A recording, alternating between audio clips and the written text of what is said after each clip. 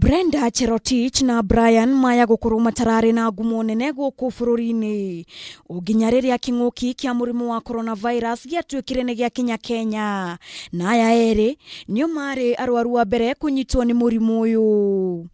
As you, Brenda, you're no longer number one, now we can call you Brenda. And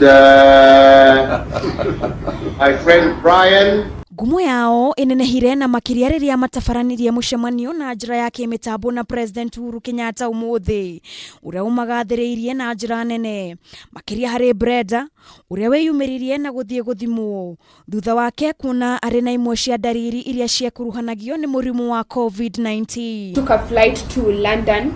So from London is when I think I may have contracted the virus in London or on the plane back to Nairobi.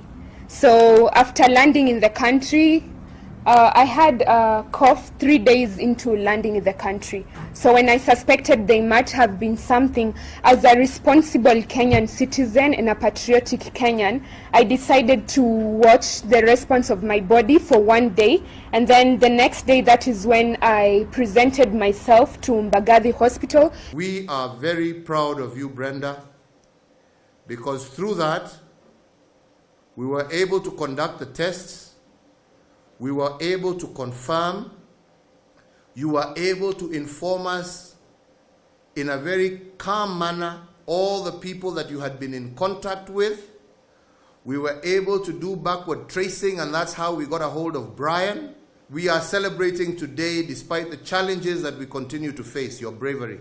Na thutha wa gwikirwo mukonde mari na murimu uyu makigwo keheri-ini na makianjiriria kurigitirwo na riu ni mekiritwo mukonde gukorwo mahonete thutha wa guthimwo maita meri na makonekana gukorwo matari na homa ino. For the past 23 days I have been in quarantine and I've been receiving proper treatment, and I would like to be very thankful to Kenyatta National Hospital and the nurses. It was not an easy thing to do, I know.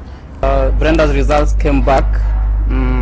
I'd like to thank the government, your government, because they reacted very fast. They came for me wherever I was. They took me to a government facility. Kwiyumiria kwa Eeri ni kurehete muhoko munene kuri ya Kenya na ona thengia wa ithabu ria arwaru gukinyeria andu 81 umuthi.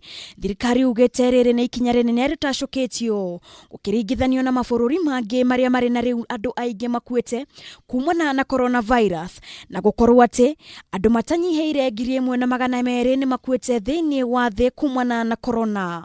But I would like to assure everyone, all the Kenyans, that this is something that can be managed. It's treatable, and sometimes you may show very, very mild symptoms, just a cough and a headache. But when you see that, you're supposed, as a responsible Kenyan citizen, you should contact the authorities and tell them, I'm not feeling well, this is how I'm feeling.